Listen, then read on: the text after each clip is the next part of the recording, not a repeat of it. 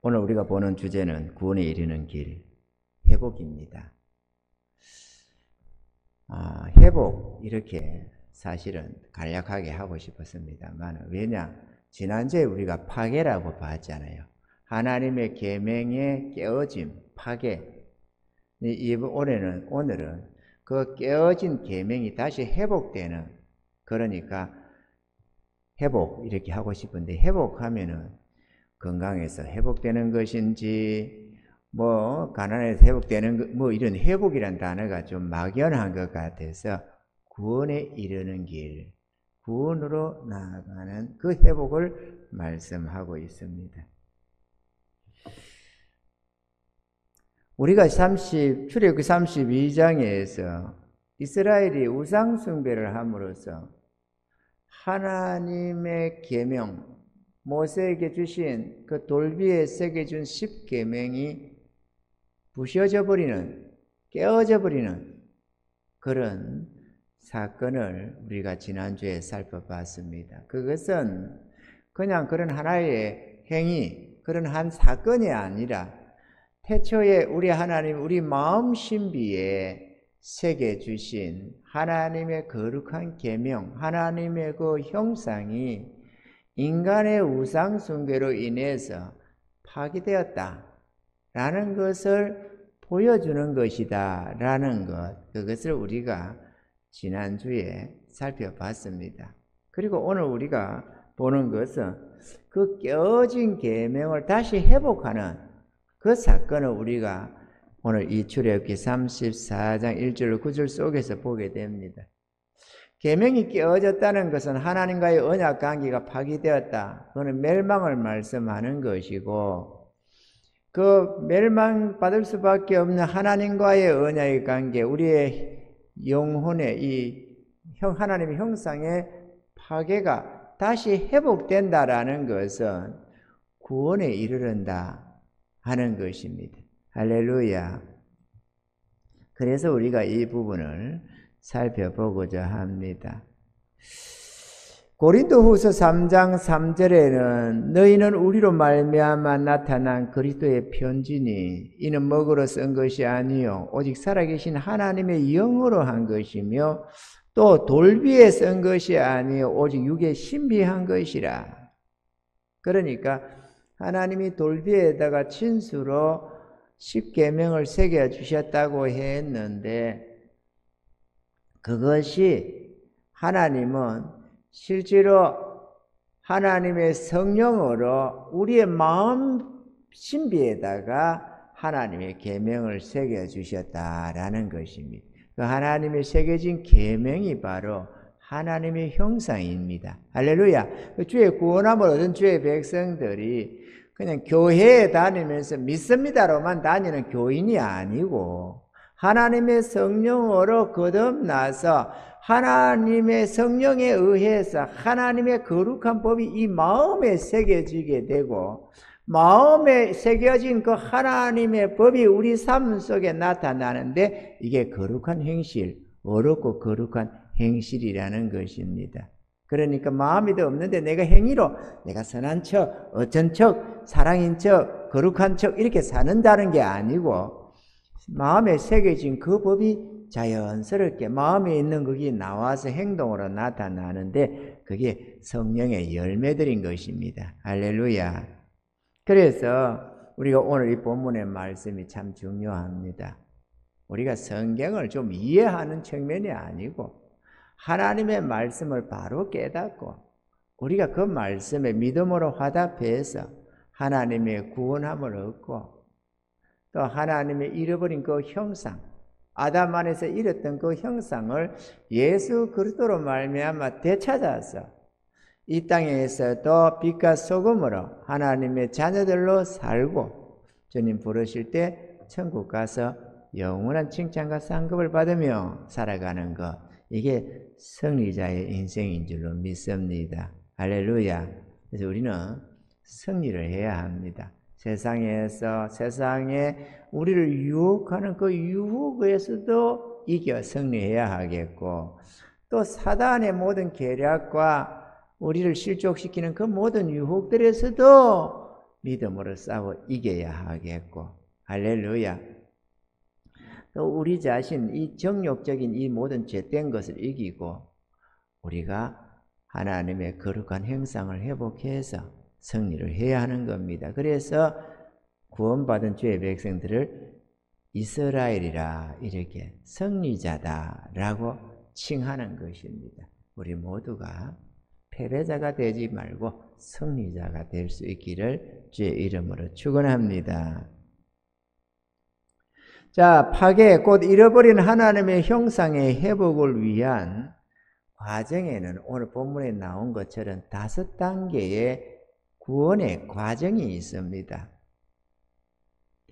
이 부분에 대해서 사도 바울은 갈라디아서 4장 19절에 이렇게 기록을 했습니다. 나의 자녀들아, 너희 속에 그리스도의 형상이 이루기까지 다시 너희를 위하여 해산하는 수고를 하노니 라고 기록했습니다. 그리스도의 형상, 하나님의 형상, 그것을 다시 이루기까지, 다시 회복하기까지 해산의 수고를 내가 한다. 그러니까 성경의 전체적으로 우리가 맥락을 살펴보면은 아담 안에서 사단에게 쏘가서 하나님의 계명을 어기고 선악과를 따먹음으로써 우리 마음에 새겨졌던 하나님의 형상을 잃어버렸는데 그것이 파괴, 하나님의 계명이 파괴되었다. 하나님의 형상이 깨어지고 말았다라는 것이고, 예수 그리스도로 말미암아 성령으로 새롭게 하고 변화를 받아서 하나님의 그 형상, 그리스도의 그 형상을 되찾는 것, 이게 진정한 구원이다라는 것입니다. 이것이면 아멘. 그래서 우리가 오늘 이 5가지의 구원의 과정을 우리가 한번 살펴보고자 합니다. 첫째, 옛사람에서 새사람으로의 한날의 핵을 꺼야 한다라는 것입니다. 오늘 본문에 보면은 여호와께서 모세에게 이르시되 너는 돌판 둘을 처음 것과 같이 깎아 만들라. 내가 깨뜨린 바 처음 판에 있던 말을 내가 그 판에 쓰리니 아침 전에 예비하고 라고 했습니다. 그러니까 하나님께서는 처음에 모세가 32장에서 그 우상숭배하는 이스라엘을 보면서 산나라로 내려던지 깨뜨렸던 그와 같은 돌판 둘을 깎아 만들라고 했습니다. 처음에 판은 하나님이 친히 만든 판입니다. 그런데 이번에는 너희가 깨뜨렸으니까 너희가 그 돌비를 처음 것과 같은 돌비를 만들어 와라.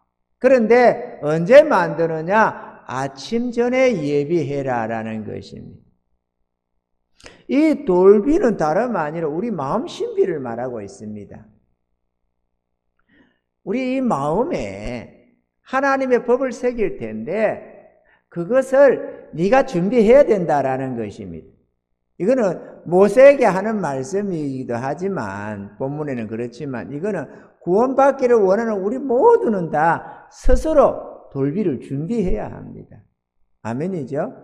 우리 마음을 준비해야 된다 그 말입니다. 아침 전에 예비한다는 것은 인생의 새날 새아침을 맞이해야 된다는 것을 말합니다. 지난 날의 삶을 끝내고 이제 새로운 인생을 시작해야 된다 이런 것을 말합니다. 우리가 한 해가 지나고 또 다른 한 해를 맞이하면 새해를 맞았다 그러잖아요. 그러니까 우리 인생에도 지난 옛날이 있고 새날이 있다는 것입니다. 지난 옛날은 내가 몇 살을 살았든지 육신의 정욕을 위해서 살아갔다면 세상을 탐하고 육신의 정욕대로 살아온 삶을 옛삶이라고 한다면 그건 멸망의 삶, 파괴의 삶이었고 이 삶에서 하나님의 구원을 원한다면은 인생의 새날 새아침을 맞이해야 한다라고 말씀하시는데요. 베드로전서 4장 3절에 너희가 음란과 정욕과 술 취함과 방탕과 연락과 무법한 우상숭배를 하여 이방인의 뜻을 쫓아 행한 것이 지나간 때가 족하도다. 그러니까 어제로 족하다. 네가 구원함을 얻기를 원한다면은 인생의 한날 핵을 꺼서 청사 지난 날을 버리고 이제 새로운 하나님과 함께하는, 주님과 함께하는 새날 새 아침을 맞이해야 된다라고 하는 것입니다. 왜 그게 필요하냐? 그렇게 해야만 하나님이 이 마음에 하나님의 법을 새겨줄 수가 있다라는 것입니다. 그러니까 우리 중에 만약에 누군가가 구원을 얻는다 하면 그들은 다 하나같이 스스로 이 판을 준비한 자들이고, 우리 중에 누군가가 구원을 받지 못하고 멸망한다면 그는 이 새로운 새날을 맞이하기를 원치 아니해서 정욕의 삶을 살 마음에 자기 스스로 마음을 준비하지 않았다라는 것이 되는 것입니다. 하나님의 법은 변함이 없습니다. 하나님의 뜻은 절대적입니다. 아멘이죠. 만약에 모세가 우리가 아는 대로 판을 준비를 안 했습니다. 그리고 그냥 무시하고, 아이 귀찮게 뭘 판을 준비하냐, 하나님 그냥 하나님은 할 수 있잖아요, 능력이 하나님이시니까, 이러면서 판을 준비하지 않고 끄떡끄떡 시내산에 올라갔다면 하나님이 돌판을 새겨줬을까요? 안 새겨줬을까요? 안 새겨주죠. 하나님은 변함이 없는 분입니다. 하나님은 실현하는 분이 아닙니다. 아멘이죠. 그러니까 우리들도 구원함을 얻기 위해서는 마음을 준비해야 된다. 내가 이제 구원을 받아야 되겠다.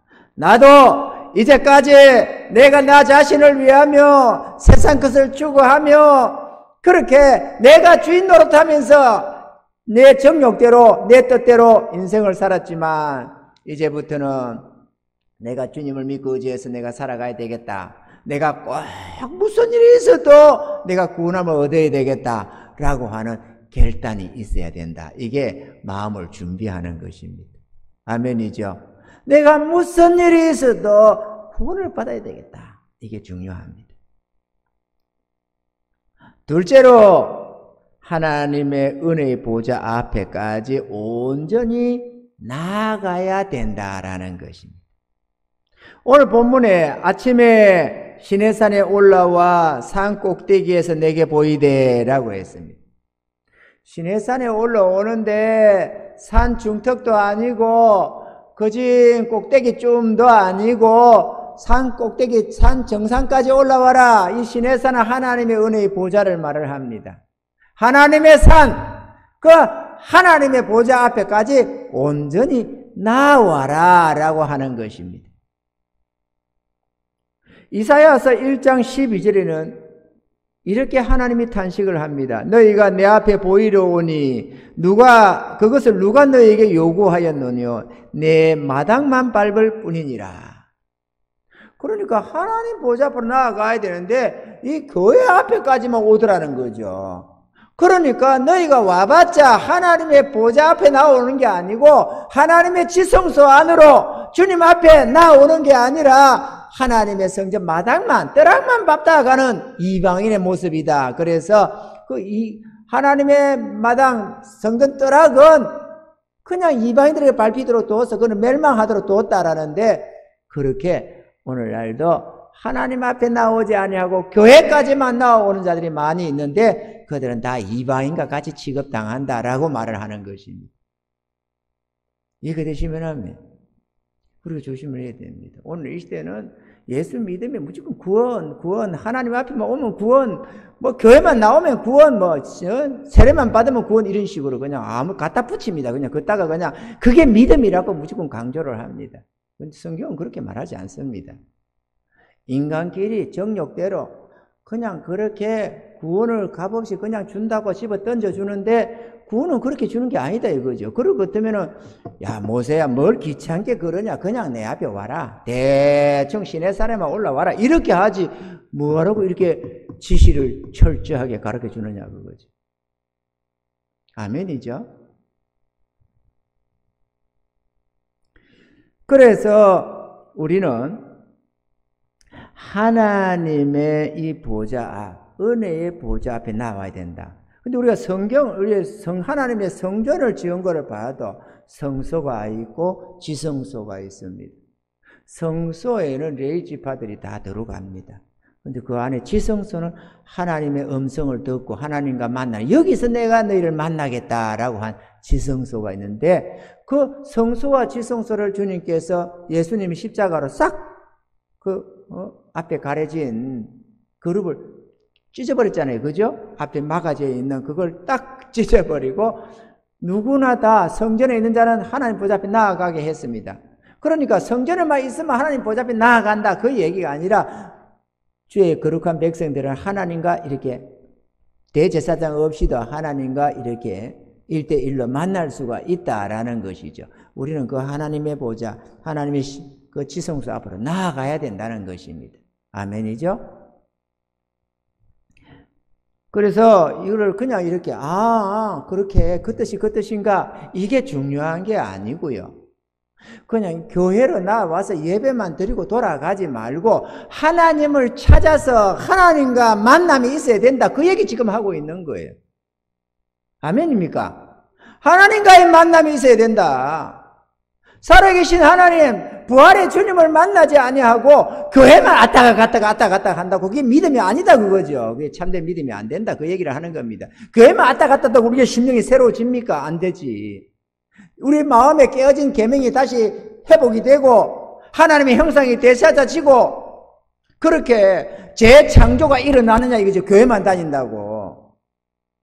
이거는 창조의 역사인데 주님을 만나 그분을 내 안에 모시고 주의 성령으로 내가 지배받을 때 성령에 의해서 하나하나 다시 회복되는 하나님의 형상인데 그냥 교회 등록하고 교회 다닌다고 그게 하나님의 형상이 회복이 되느냐 그거죠. 안 그렇습니까 여러분?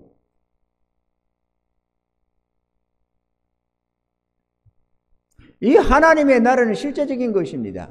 하나님의 나라는 여기 있다 저기 있다 할 것이 아닌 너희 마음에 있다고 하는데 그냥 마음에 이런 차원의가 아니라 실제로 하나님의 나라가 이 안에서 회복되고 하나님의 거룩한 형상이 다시 회복되고 한다는 사실입니다. 아멘이죠? 그러니까 구원을 추상적으로 생각하지 마세요. 죄 용서받는 거, 그래서 지옥 안 가고 천국 가는 거, 이들이 누가 가느냐? 주를 믿어서 성령으로 지배받고 거룩한 하나님의 형상을 되찾아가는 이들이 죽으면 천국에 들어가는 것입니다. 그러니까 진정한 구원은 우리 잃어버린 형상을 되찾는 것, 이게 진짜 구원입니다. 아멘이죠? 하나님의 형상을 되찾아야 하나님의 성령의 열매들이 우리 삶 속에 나타나는 것이고 이들이 빛으로 소금으로 살아가는 자들입니다. 이들이 죽어 천국 가는 거예요.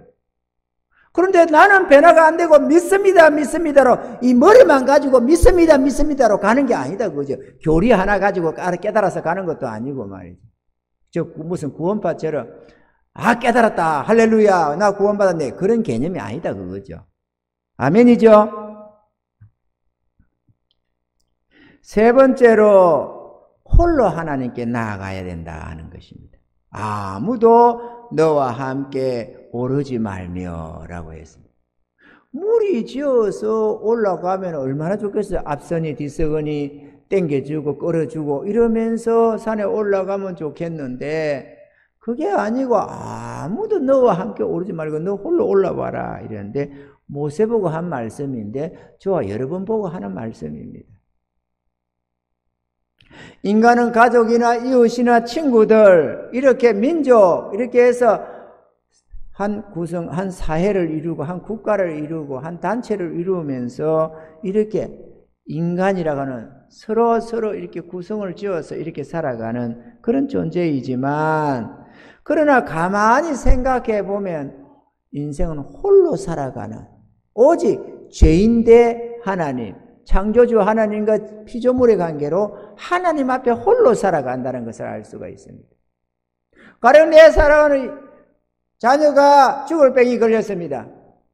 부모가 간이든성에도 다 빼주고 싶지만 자기 목숨처럼 사랑하는 자녀라도 그 죽어가는 건 내가 어찌지 못해요. 가만히 쳐다볼 뿐이고 내가 할 수 있는 거는 나름대로 간병을 해본다. 돈을 들여서 약을 사다 먹인다. 병원을 데리고 간다. 뭘 한다.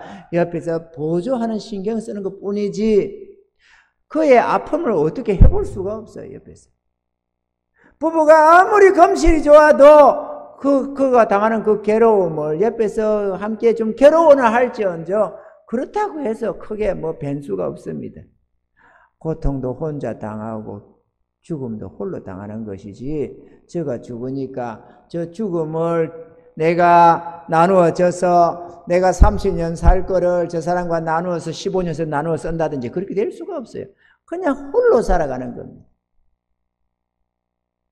그래서 막 어울려서 뭐 파티를 한다, 뭐 좋은 일을 한다, 뭐를 한다, 우왕좌왕 할 때는 더불어 사는 것 같은데, 함께 있는 것 같은데, 어느 시점에 조용히 있다 보면은 어느 시점에서 나 홀로 있구나, 이 지구상에 나 홀로구나 하는 것을 깨닫습니다. 인생은 홀로 삽니다. 아멘이죠? 특히나 구원함에 있어서는 지구상에 얼마나 많은 인간이 있던 건 관계없이 오직 하나님, 심판하실 하나님과 죄인된 나, 이렇게 홀로 하나님 앞에 서 있습니다.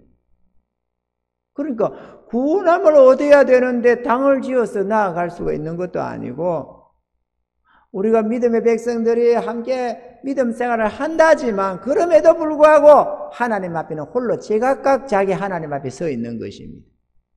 깨닫는 은혜가 있기를 바랍니다. 어떤 사람들은 예수를 믿으라고 하면은, 뭐 부모가 어째서 나는 예수 못 믿습니다, 뭐가 어째서 그렇습니다, 누가 교회 가면 나도 가겠습니다, 이런 사람들도 가끔 만나는 경우가 있습니다. 하지만 어느 누구도 무리지어서 예수를 믿을 수는 없습니다. 홀로 믿어야 된다. 우리가 창세기 보면은 이 언어를 혼잡게 하신 하나님이 나옵니다. 바벨탑 사건 속에서.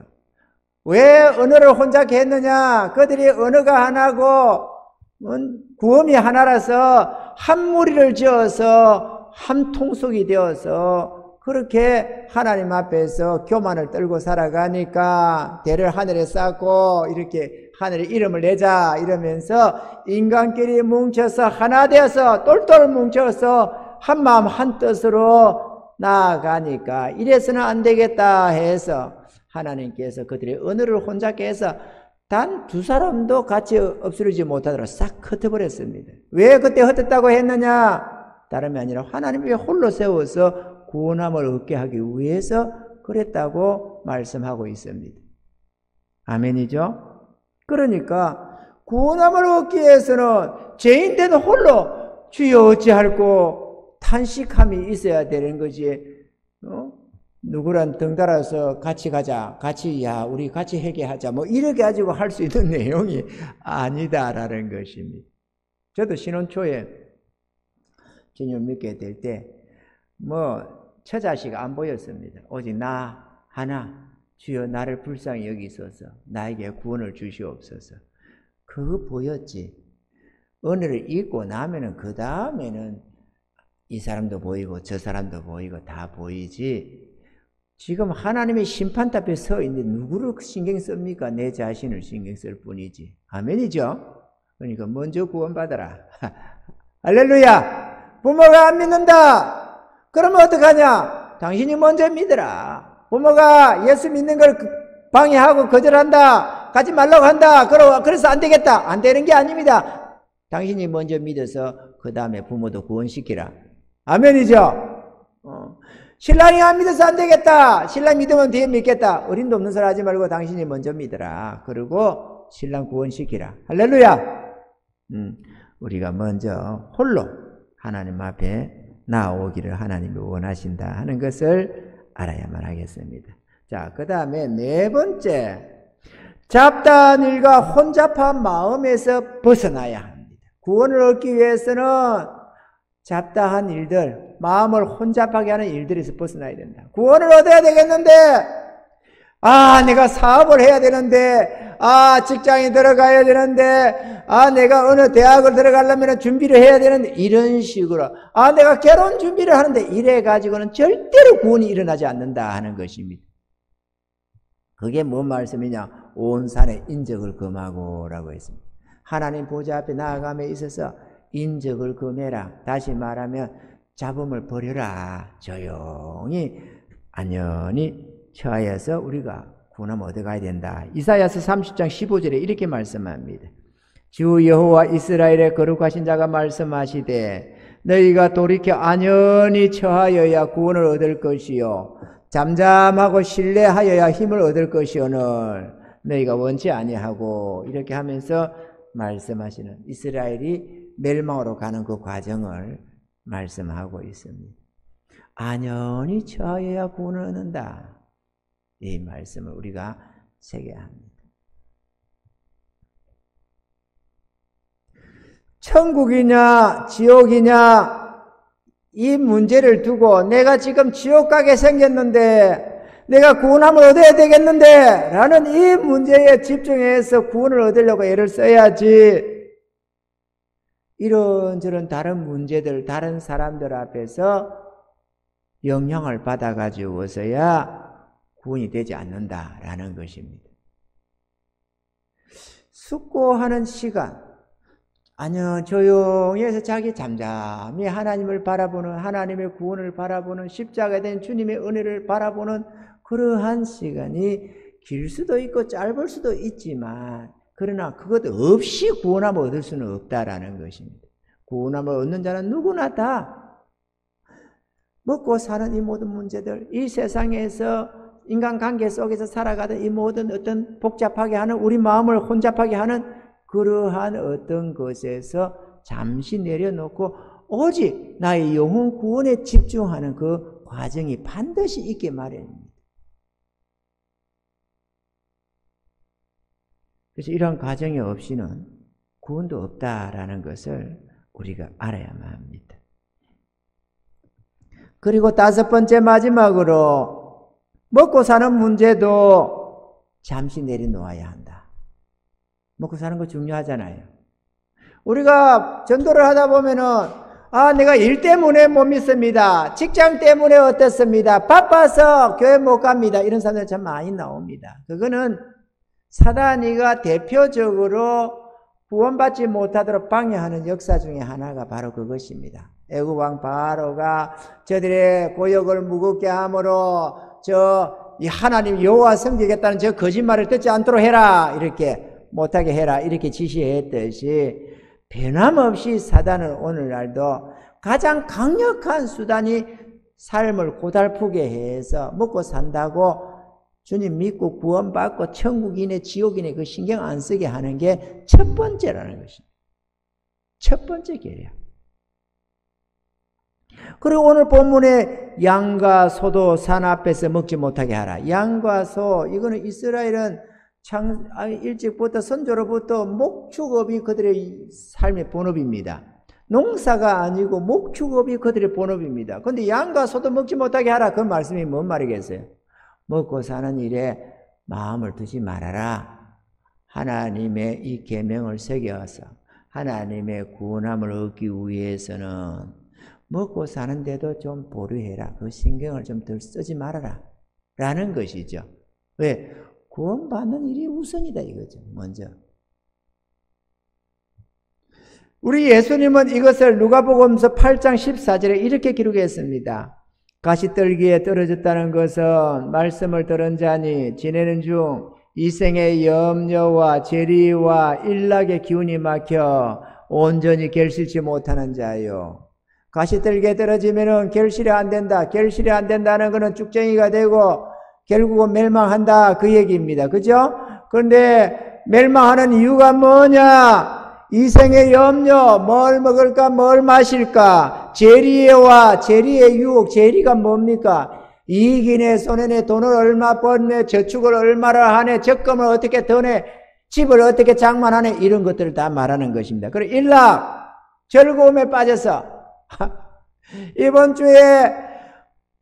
주에 친구들과 함께, 단풍놀이 간다. 이번에 꼭 벚꽃놀이가 있겠네요. 야, 교회 가자. 안 된다. 왜 안 되느냐? 이번 주에 친구들과 벚꽃놀이 가기로 했다. 교회 가자. 안 된다. 왜 안 되느냐? 이번 주에 가족들과 함께 바캉스 가기로 했다. 여름에 물놀이를 가고, 저렇게. 야, 교회 갑시다. 예수 믿어야 된다. 안 된다. 왜 안 되느냐? 이번에 친구들과 함께 동남아 여행 가기로 했다. 이런 식으로, 인생 낙을 쫓아서 이렇게 살아가는 자도 구원이 안 된다 이랬습니다. 왜? 아니 하나님 앞에 나아가서 조용히 하나님을 바라보며 자기 하나님 앞에서 자기의 죄된 것 깨닫 회개하고 돌이켜서 주님을 영접하고 주의 성령으로 새롭게 변화를 받아가면서 지난날의 옛 삶을 청산하고 주님과 함께는 새로운 인생, 새로운 삶, 하늘에 소망을 두고 천국 시민권을 가지고 전날에는 나를 위해서 이 세상 것을 추구하는 삶이었지만 이제 주를 믿으며 저 하늘의 소망을 두고 주와 복음을 위해서 살아가는 새로운 인생을 살아가야 되는데 돈 번다고 직장 뭐 한다고 뭘 먹을까 뭘 마실까 걱정한다고 빚가 넘다고 뭐 사업한다고 뭐 한다고 이렇게 해가면서 또 놀러 다닌다고 인생 즐긴다고 하면서는 구원이 안 된다 그 얘기죠. 주님이 안 된다고 하면 안 됩니다 여러분. 아멘입니까? 아니 왜 안 된다고 합니까? 부정적으로 그렇게 하면 안 되지요. 그 속에도 구원 넣는 자가 있겠죠. 개코라케라. 하나님이 안 된다고 하면 안 되는 거지 뭐 되기는 뭘 돼. 고집을 부릴 거를 부려야지. 오늘 본문도 봐요. 산 앞에 양과 소도 먹지 못하게 하라고. 그래 안 하면 구원이 안 된다고. 하나님의 행상을 회복이 안 된다고. 우리가 어떻게 하나님을 이깁니까? 하나님 앞에 순종하는 게 생명길이지. 오늘 먹을 것과 입을 것이 있으면 족한 줄로 알라고 했습니다. 이생의 염려와 재리와 일락의 기운이 막히면 언제지 결실을 못한다고도 말씀하셨습니다. 그런데 우리가 이 5가지 처음 판과 같은 것을 아침 전에 예비해서 시내산에 올라오되 산 꼭대기까지 이르고 또 온전히 이르러서 그 다음에 아무도 너와 함께 오르지 말고 온 산의 인적도 금해서 잡다한 번잡한 생각들을 내려놓고 양과 소도 먹지 못하는 먹고 사는 문제도 잠시 내려놓고 주님 앞에 나오면 그 다음에 뭐라 해주느냐? 자 여기에 값없는 은혜가 여기 있는 겁니다. 인간이 어떻게 하는가? 여기까지는 우리가 하는 것들인데 그죠? 지금 우리 보고 하라는 것이지 뭐 은혜니까 너희는 가만히 있어라 내가 다 구원해 주마 그 얘기가 아니잖아요. 여기까지 하면 회복이 되는데 구원이 일어나는데 이거를 하나님이 하겠다는 겁니다.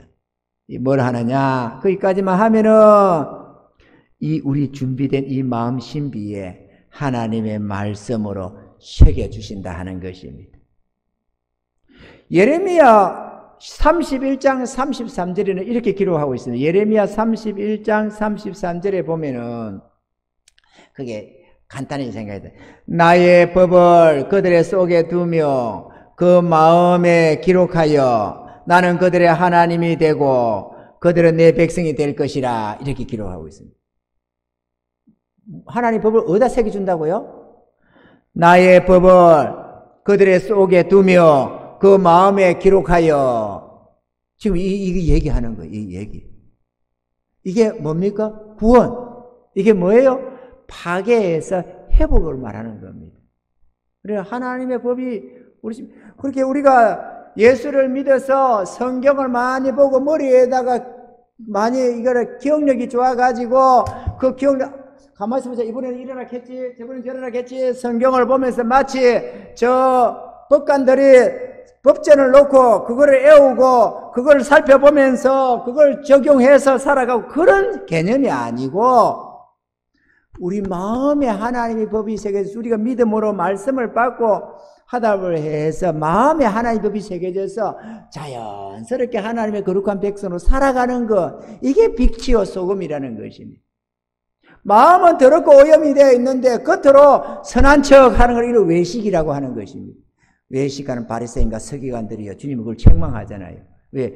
마음은 변화가 안 됐는데 성경을 머리에 두고 지켜가겠다고 외식을 하니까 하나님의 법을 지킨다고 하고 있으니까 외식과 불법이라고 말을 하는 것입니다. 속을 깨끗하게 하라 그러면 겉도 깨끗하리라 이렇게 말씀하신 게 바로 그런 뜻입니다. 그러니까 우리는 마음의 변화를 이뤄야 되고 우리 모두가 이 깨어진 하나님의 계명을 다시 이 마음에 회복해야 된다. 첫사람 아담이 범죄하기 전에 하나님의 형상, 하나님의 법이 그렇게 새겨져 있었습니다. 지금 우리 안에 새겨지는 것처럼 지금은 우리는 아직도 온전하지 못하지만 아담은 온전했죠. 아담 안에서는 온전한 하나님 법이 있었습니다. 그들은 성경이 있을 필요가 없어요. 요 안에 다 있어가지고. 예수님께 성경이 필요했을까요? 성경 필요 없어요. 예수님은 성경이 필요 없습니다. 하나님 법이 요 안에 완전히 다 있어서 그냥 그대로 살아가는 것입니다. 이 안에 다 하나님 법이 있어요. 아멘이죠? 우리가 교회들의 흔히 보면 말씀 충만 이러는데 말씀을 마음에 새겨야 됩니다. 아멘이죠? 똑똑하다고 성경을 달달달달 외워가지고 머릿속에 둔다고 해서 거룩한 백성이 되는 게 아닙니다. 그러면 율법 학자들은 그렇게 적겠죠. 그런데 그게 아니고 마음에 믿음으로 받아서 아멘 아멘 마음으로 받아서 이 마음에 새겨져야 됩니다. 그래서 하나님의 말씀을 들을 때 머리로만 귀로만 듣지 말고 마음으로 받아들이셔야 되는데 그게 아멘이랍니다. 아멘.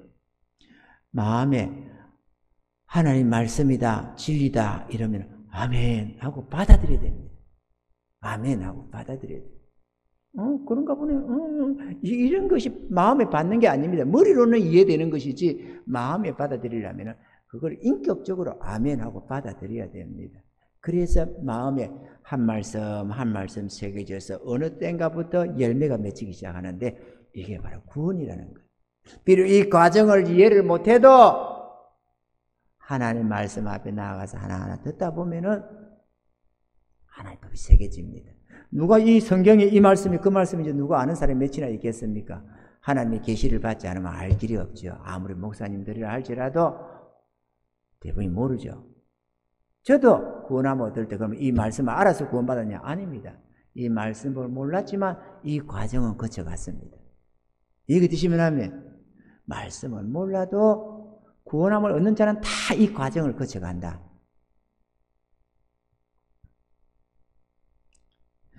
당신은 정말로 구원받기를 원하십니까? 구원을 받을 수 있으면 좋겠지만 그러나 만약 구원을 받지 못한다고 할지라도 어쩔 수가 없지 않느냐고 반문하는 자들이 있습니다. 구원받아야 된다. 그런데 이렇게 저렇게 하면은 아니 당신이 그렇게 하면은 구원 못 받는다. 이렇게 하나님께로 나아가야 된다. 라고 하면은 안 되면 어쩔 수 없지 않느냐. 한 대까지 해보고 구원 못 받으면 그만이지 어쩌겠냐. 이렇게 말을 하는 이들이 종종 있습니다. 구원이 값없이 주시는 하나님의 선물이라고는 하지만 자신이 구원받기로 결단함이 없이 뜻을 정함이 없이 아무렇게나 주는 구원이 아니고 죄인된 자신의 처지를 깨달아서 지옥 행불의 두려움을 가지고 하나님의 용서를 그리고 하나님의 구원을 간절히 갈망하는 자들에게 주어지는 것이 하나님의 구원의 은혜인 줄로 믿습니다. 그러므로 하나님의 구원을 앞에 두고 이런저런 핑계를 대면서 하나님께로 나아가는 것을 주저하는 자들은 아직 구원이 뭔지도 모르고 천국도 지옥도 뭔지 모르고 구원받을 준비가 전혀 되어 있지 않는 존재들이다라는 것입니다. 예수 믿어야 된다. 구원받아야 된다. 주님 앞에 참되게 믿음으로 화답해야 된다. 지금은 그렇게 신경 쓸 수가 없습니다. 지금은 쓰고 싶지 않습니다. 뒷날에 할게요. 목사님 너무 그렇게 주장하지 마세요. 너무 그렇게 닥달치지 마세요. 이런 자들이 있습니다. 구원받을 마음의 준비가 전혀 안 돼 있는. 나 그러면 예수 안 믿어. 이런 사람들도 있습니다. 구원받을 준비가 전혀 안 돼 있는. 값없는 구원이라니까 내가 아무런 결단도 없이 그냥 내 정욕대로 사는데 옛다 가져라 이렇게 구원을 던져주는 줄로 알고 할렐루야 이러다가 결단해야 된다 이러면은 그러면 나 예수 안 믿어요. 정욕대로 살아가는 아니라 주님을 믿고 어디에 가야 된다. 주님을 순종해야 된다. 그러면 나 예수 안 믿어요. 이들이 구원을 아는 자입니까? 천국과 지옥을 아는 자입니까? 모르는 자예요. 그냥 좋다니까 그런가 보다 그러면 한번 줘봐요. 이런 식이지. 나의 생명으로 그 구원을 얻겠다고 하는 존재들이 아니잖아요. 우리가 생명으로도 구원을 얻지 못하고 눈물로도 안 되고 내 모든 재산으로도 안 되고 무엇으로도 우리는 스스로는 구원을 못 얻습니다. 주님의 은혜로 얻는 것이지. 그러나 그렇다고 해서 나는 아무것도 안 하고 그냥 값없이 던져주는 것으로 그냥 먹는 구원이 아니라는 사실을 우리가 알아야 합니다. 그렇지 않으면 주님께서 뭐하라고 나를 따르고자 하면은 자기를 부인하고 자기 십자가를 지고 나를 쫓아야 된다. 왜 그런 말을 해요? 그냥 구원받고 싶으냐? 네! 애따 받아라! 이래야지. 깨닫는 은혜가 있기를 바랍니다. 오늘 본문의 말씀처럼 우리가 한번 살펴볼까요? 오늘 본문 출애굽기 34장 1절로 3절. 여호와께서 모세에게 이르시되 너는 돌판들을 처음 것과 같이 깎아 만들라. 내가 깨뜨린 바 처음 판에 있던 말을 내가 그 판에 쓰리니, 다시 써준다는 게 다시 회복시켜준다. 아침 전에 예비하고 아침에 시내산에 올라와 산 꼭대기에서 내게 보이되 아무도 너와 함께 오르지 말며 온 산에 인적을 금하고 양과 소도 산 앞에서 먹지 못하게 하라. 오늘 본문의 말씀처럼 구원받기를 위하여서 이렇게 우리가 마음을 준비해야만 하는 것입니다. 할렐루야. 사랑하는 성도 여러분, 구원받기를 원하시면 하나님이 명하시는 이 구원의 과정을 받아야만 합니다. 받아야 합니다. 먹고 사는 게 중요합니다. 사람과 인간관계도 중요합니다.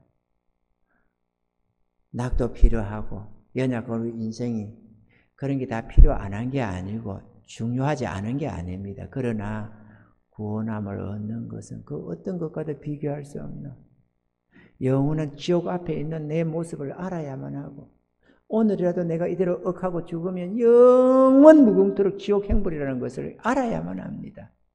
그래서 우리를 위해서 값없이 피 흘려 죽으시면서 구원을 주시는 이 주님 앞에 무릎을 꿇을 줄 알아야 합니다. 뻣뻣해 목이 곧아가지고 주님 말씀 앞에 순복할 줄 모르는 이 목이 곧은 자들, 패역한 자들, 이런 자들이 안 된다잖아요, 구원이.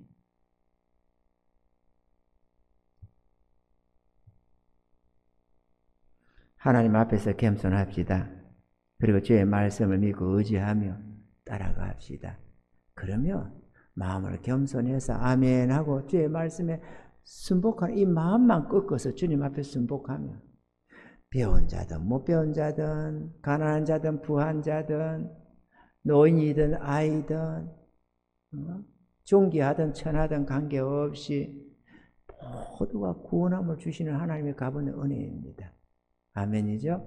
하나님은 외모를 보지 아니하시고 중심을 보시기 때문에 주의 말씀에 하답하고 믿음으로 나아가는 그들은 누구든지 다 구원의 은혜로 그들을 붙들어주고 천국으로 인도해 주시는 것입니다.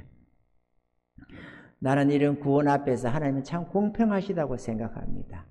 권세자들이 거들먹을 지고 돈 많은 자가 교만을 부리고 그러면서 안하무인격으로 하지만, 그래서 자기의 그 성질을 이기지 못하고 자기의 교만을 꺾지 아니하고 온 천하에 두려운 것 없이 살아가는 그들도 구원함을 얻기 위해서는 꺾지 않으면 길이 없다는 거.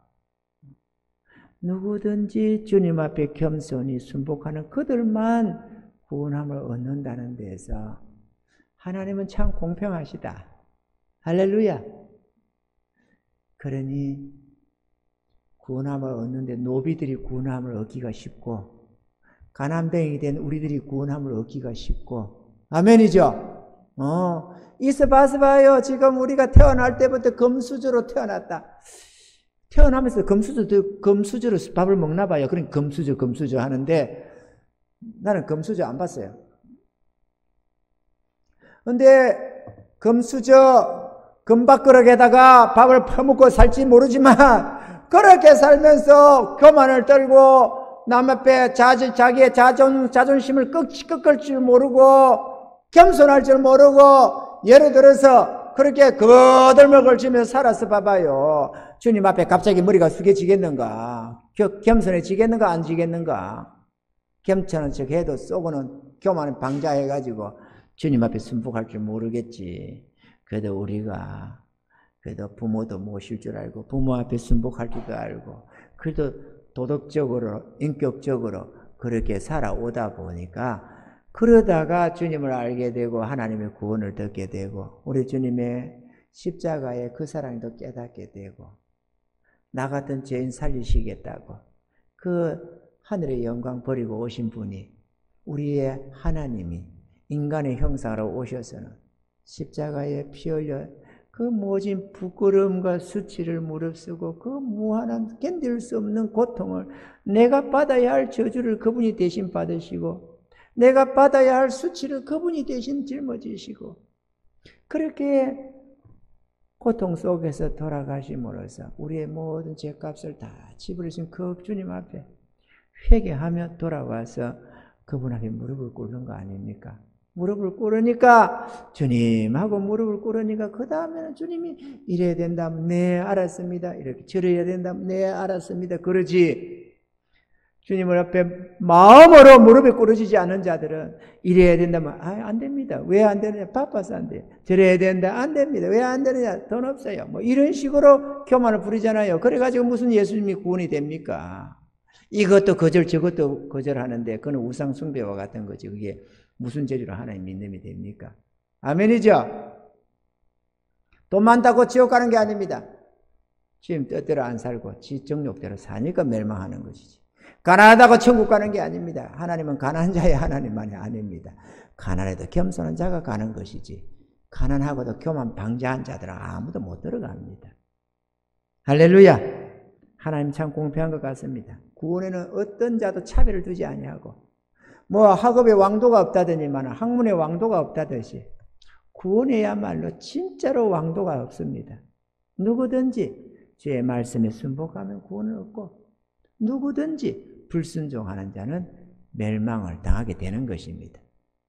오늘 이 말씀 마음에 새기면서 듣기는 이렇게 간단히 들었지만 돌아가셔서 조용히 음미해 보면서 내가 구원을 얻어야 되겠다라고 생각하는 분들 아직 내가 구원에 온전히 이르지 못했다라고 생각한다면 혹시 내가 이러다 멸망하는 거 아닌가라는 생각이 있다면 오늘 이 말씀을 다시 한번 되새겨보면서 그래 나는 반드시 하나님 앞에서 내가 구원함을 얻고 비록 이 땅에서는 가난하게 살지라도 설령 나의 모든 걸 잃고 어느 누가 그럽니다.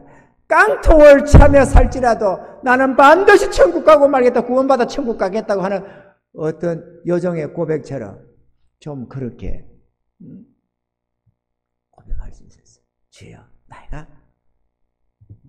이 땅에서는 정말로 내가 설령 거짓 나사로처럼 살지라도 내가 반드시 구원받아서 아버지 나라에서 영원히 주와 함께 왕노를 하며 살고 싶습니다. 이런 결단함이 있으셨어요.